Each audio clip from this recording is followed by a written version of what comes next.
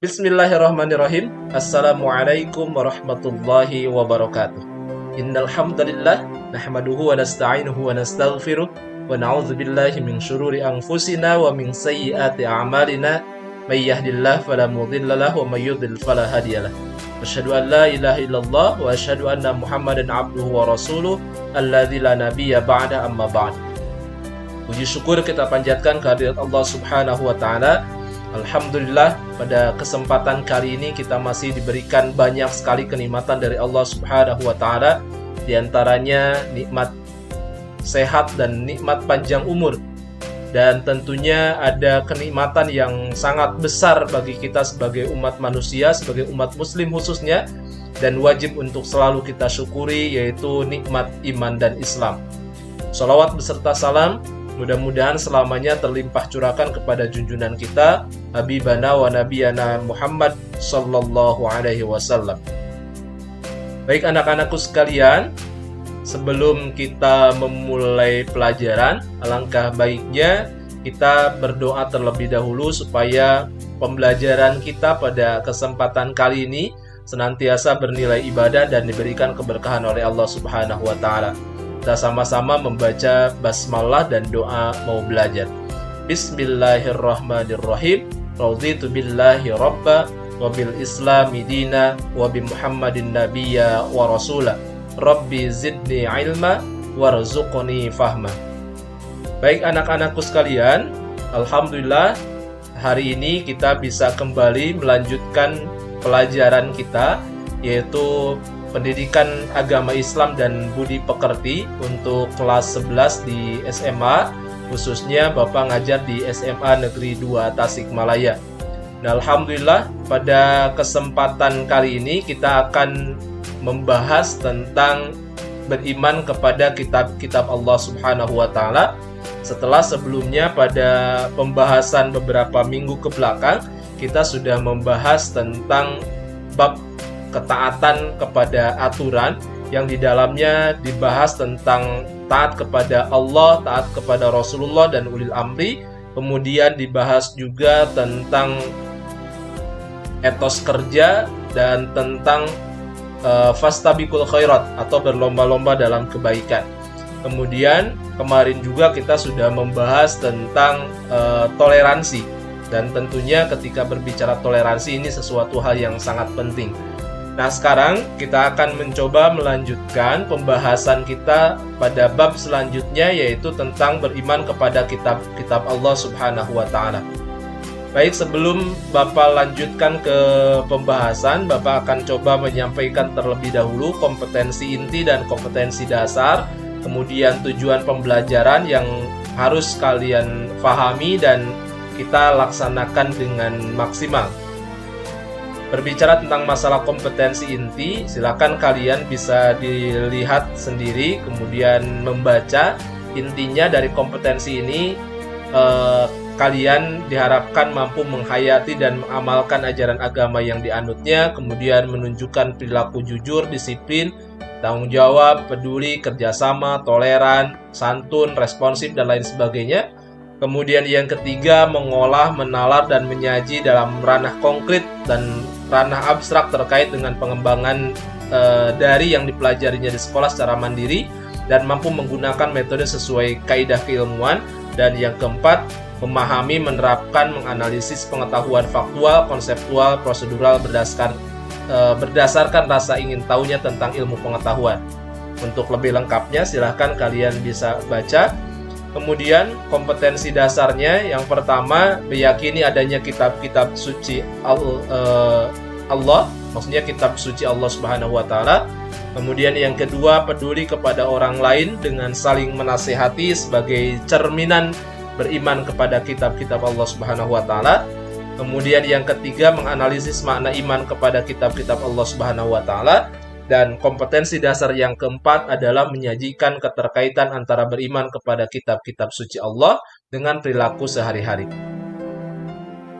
Nah, untuk tujuan pembelajarannya, setelah mengikuti pembelajaran pada bab tentang beriman kepada kitab-kitab Allah, jadi nanti kalian diharapkan itu mampu menjelaskan makna iman kepada kitab-kitab Allah Subhanahu wa taala, kemudian mampu menjelaskan kandungan dalil nakli tentang iman kepada kitab-kitab Allah Subhanahu wa taala.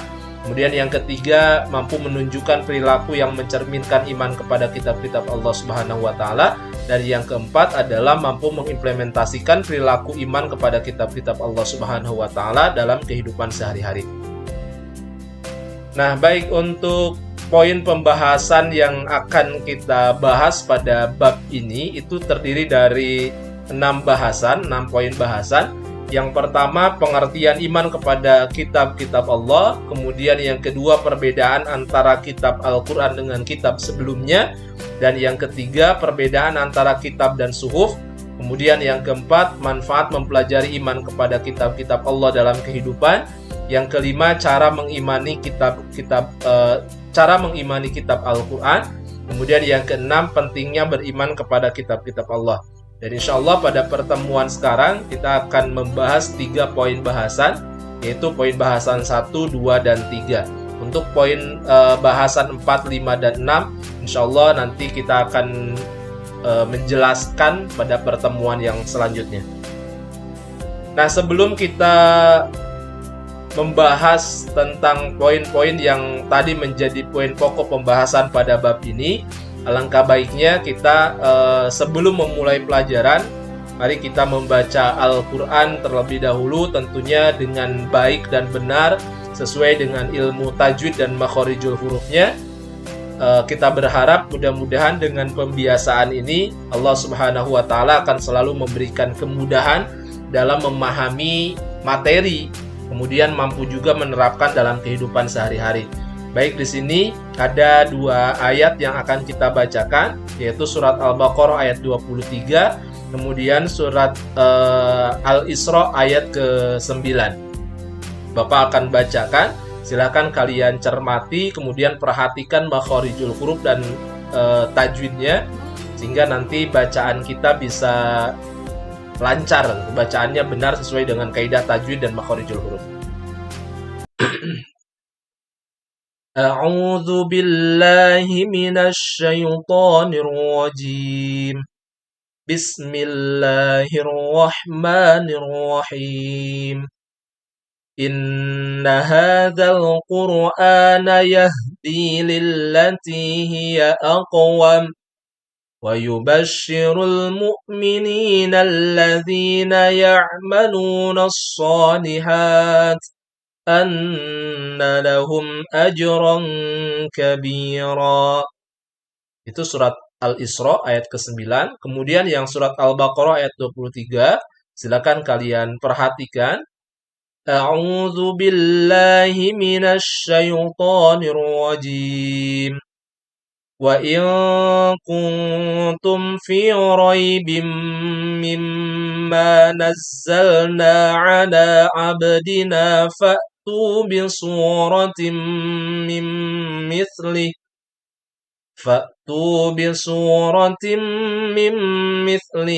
wad'u syuhada'akum min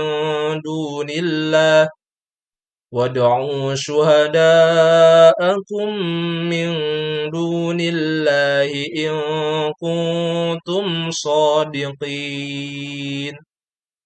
Jadi harus kalian perhatikan, di sini ada beberapa hukum bacaan, diantaranya tadi ada gunnah pada ayat yang pertama, inna, jadi ditahan 2 harakat, jadi bacanya jangan inna hadzal Qur'an, kurang tepat, tapi yang baik atau sesuai dengan kaidah tajwid, membaca gunnah itu dengan ditahan dulu 2 harakat.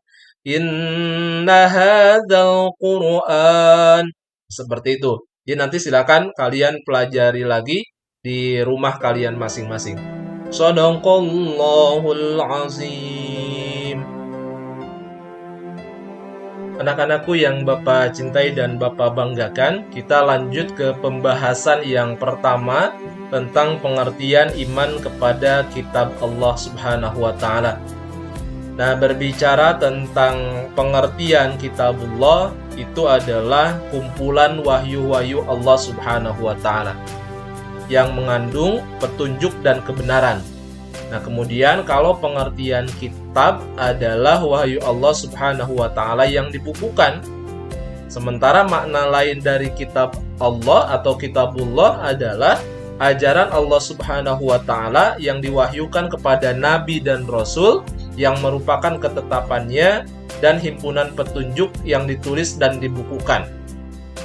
Nah, sementara pengertian iman kepada kitab-kitab Allah atau kitabullah yaitu meyakini sepenuh hati bahwa Allah Subhanahu wa taala telah menurunkan kitab-kitabnya kepada para nabi dan rasul agar disampaikan kepada umatnya sebagai pedoman hidup untuk kebahagiaan dunia dan akhirat. Sebagaimana kita fahami bahwa pengertian iman itu adalah tasdiqu bil qalbi wa qaulun bil lisan wa amalun bil arkan, yaitu membenarkan dengan hati, mengucapkan dengan lisan, kemudian mengamalkan dengan arkan, dengan anggota tubuh. Makanya pengertian iman kepada kitab Allah itu adalah meyakini bahwa Allah telah menurunkan kitab-kitabnya kepada para nabi dan rasul. Nah, yang selanjutnya dari pengertian tersebut minimal ada 3 makna yang berkaitan dengan kewajiban mengimani kitabullah. Yang pertama, bahwa Allah Subhanahu wa taala telah menurunkan 4 kitab suci, yaitu kitab Zabur, kitab Taurat, Injil, dan Al-Quran. Kemudian yang kedua, Al-Quran menjadi kitab suci yang diturunkan terakhir, yang membenarkan sebagian ajaran sekaligus korektor terhadap ajaran agama suci sebelumnya. Dan yang ketiga, Al-Quran menjadi kitab suci yang masih terpelihara, utuh, dan asri. Dalam arti tidak ada perubahan sedikit pun. Nah, ajaran dan tuntunan kitabullah itu sesuai dengan zamannya. Artinya bahwa kandungan isi kitab-kitab tersebut itu hanya sesuai dengan zamannya masing-masing dan umat yang berbeda. Kecuali Al-Quran. Kalau Al-Quran itu berlaku sepanjang masa. Kemudian isi kitabullah juga berbeda antara satu dengan yang lainnya. Dan perbedaan tersebut bukan terdapat pada aspek akidah atau keimanan, tetapi terletak pada aspek syariah atau ibadah.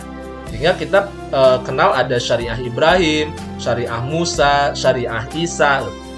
Jadi yang berbeda itu hanya pada letak atau aspek syariahnya. Sementara kalau dalam aspek tauhid itu semuanya sama, dalam aspek akidah semuanya sama. Nah, kemudian yang selanjutnya, ini tadi pengertian kitabullah sudah Bapak jelaskan tadi di slide yang sebelumnya. Kemudian ini pengertian iman kepada kitab-kitab Allah. Nah, untuk materi yang kedua, itu adalah hubungan dan perbedaan Al-Quran dengan kitab suci yang lainnya. Jadi ada hubungan Al-Quran dengan kitab suci yang lainnya. Di antaranya yang pertama, Al-Quran itu menjadi saksi kebenaran, asalkan tidak bertentangan dengan isi Al-Quran, dan menjadi tolak ukur atau barometer kebenaran terhadap kitab-kitab sebelumnya. Sebaliknya, Al-Quran juga menjadi saksi atas kesalahannya, sehingga fungsi lain Al-Quran adalah menjadi pemelihara.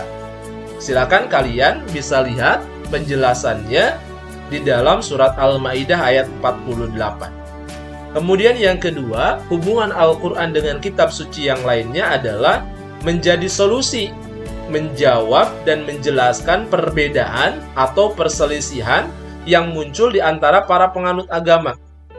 Dalilnya ada di dalam surat An-Nahl ayat 64. Dan yang ketiga adalah mengoreksi isi kitab sebelumnya yang sudah diubah sendiri oleh pemeluknya dengan berbagai kepentingan duniawi tentunya dan oleh manusia yang ingkar. Jadi itulah hubungan Al-Quran dengan kitab suci yang lainnya. Jadi ada hubungan menjadi saksi kebenaran, menjadi solusi atau menjawab dan menjelaskan perbedaan atau perselisihan, kemudian mengoreksi isi kitab suci sebelumnya yang sudah diubah sendiri oleh pemeluknya. Nah, sebagian orang yang beriman atau sebagai orang yang beriman, kita wajib meyakini bahwa Allah Subhanahu wa Ta'ala telah menurunkan kitab-kitabnya kepada para nabi dan rasul. Al-Quran memaparkan bahwa ada 4 kitabullah yang harus kita yakini. Yang pertama, kitab Zabur. Kitab Zabur itu dalam bahasa Kipti, diwahyukan oleh Allah kepada Nabi Daud alaihissalam, dan isinya ini kitab Zabur berisi tentang doa, zikir, pengajaran, dan hikmah. Silakan bisa dibuka penjelasannya dalam surat Al-Isra ayat 55. Dan kitab Zabur ini diperuntukkan hanya untuk Bani Israel. Nabi Daud alaihissalam itu hidup di tanah Kan'an sekitar abad ke-10 sebelum Masehi. Kemudian yang kedua, kitab Taurat. Kitab Taurat dalam bahasa Ibrani yang diwahyukan kepada Nabi Musa alaihissalam, isinya tentang petunjuk dan cahaya kebenaran, serta kisah perjalanan Bani Israel dan kekejaman Fir'aun. Silakan dilihat dalam surat Al-Maidah ayat 44. Dan kitab Taurat ini khusus diperuntukkan kepada Bani Israel. Nabi Musa alaihissalam itu hidup di Mesir, Madian, dan Sinai sekitar abad ke-14 sebelum Masehi. Yang ketiga, kitab yang wajib untuk kita imani adalah kitab Injil dalam bahasa Suryani yang diwahyukan kepada Nabi Isa alaihissalam. Isinya, kandungan dalam kitab Injil itu adalah tentang petunjuk dan penerangan. Penjelasannya silakan kalian buka dalam surat Al-Maidah ayat 46. Dan Injil ini diperuntukkan juga hanya kepada Bani Israel. Jadi baik dari kitab Zabur, Taurat, dan Injil ini diperuntukkan kepada Bani Israel.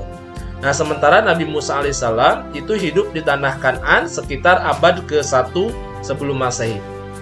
Dan yang keempat adalah kitab Al-Quran, diturunkan dalam bahasa Arab, yang diwahyukan kepada Nabi Muhammad SAW. Isinya tentang ajaran-ajaran Allah Subhanahu wa Ta'ala untuk memberi petunjuk, pedoman, dan bimbingan yang benar kepada manusia sepanjang masa agar bahagia di dunia dan akhirat. Silakan dilihat penjelasannya dalam surat Fussilat ayat 41 dan 42.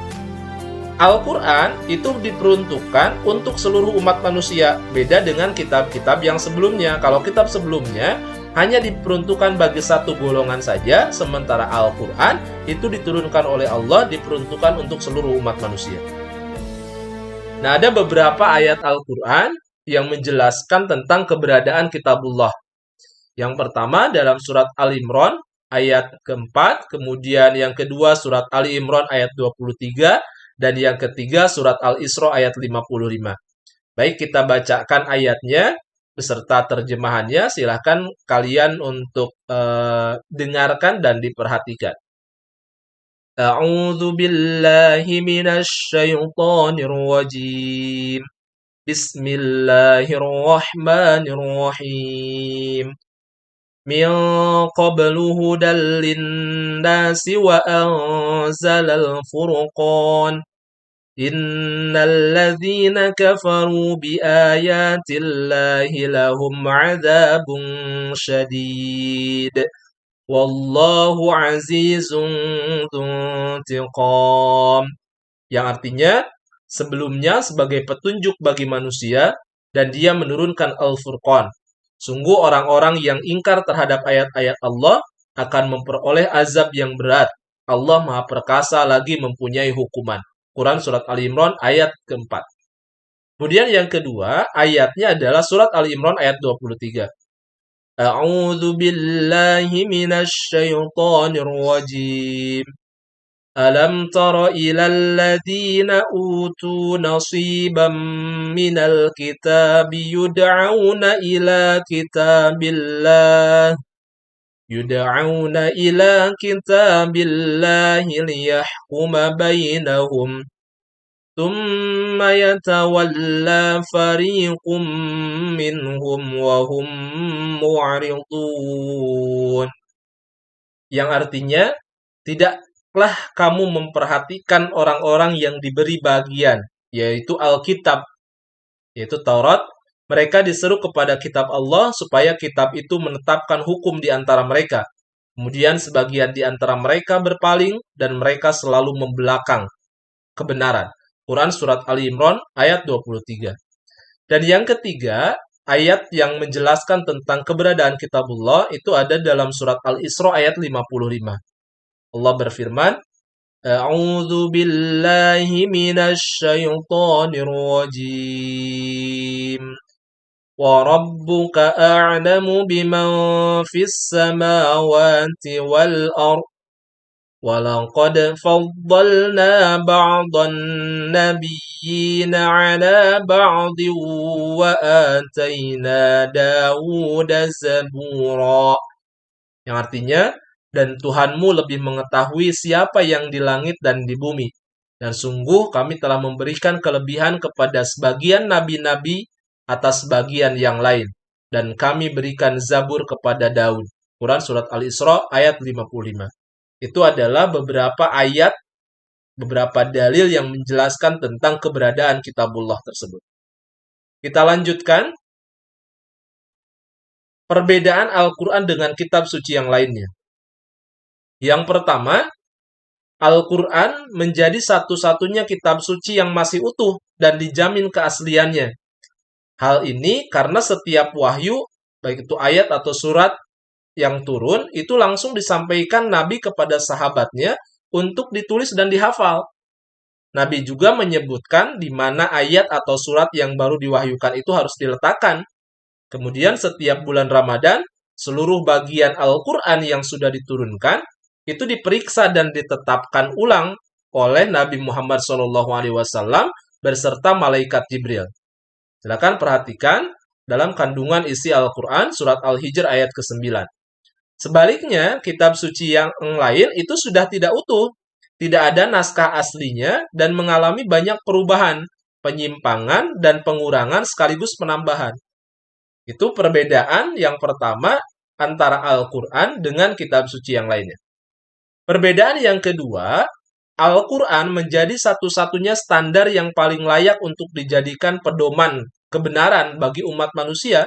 Karena bagaimanapun kitab suci itu diturunkan oleh Allah Subhanahu wa taala, dijadikan sebagai pedoman, sebagai tuntunan, dan Al-Qur'an itu menjadi satu-satunya standar yang paling layak untuk dijadikan sebagai pedoman bagi umat manusia.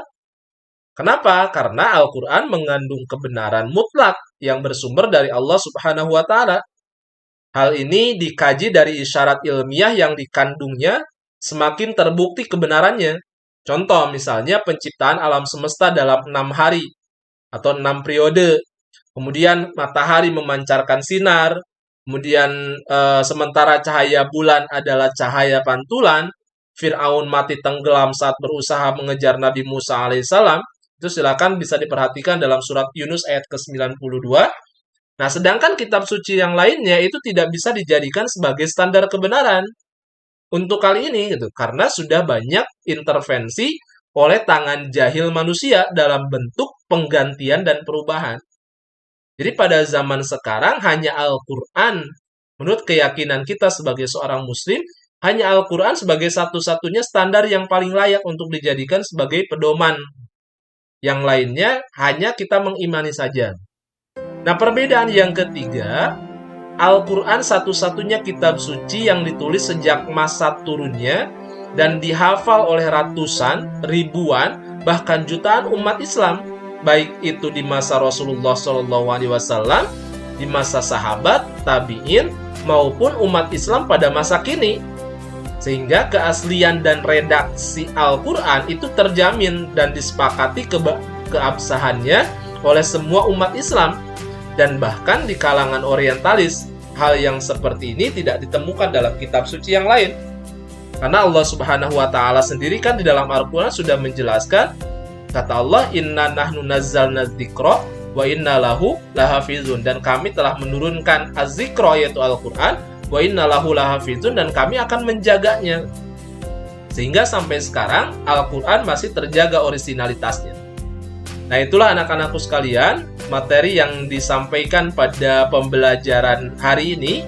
Kita membahas tadi tentang iman kepada kitab Allah, baik dari segi pengertian, kemudian yang selanjutnya kedudukan atau perbedaan antara Al-Quran dengan kitab-kitab suci yang lainnya.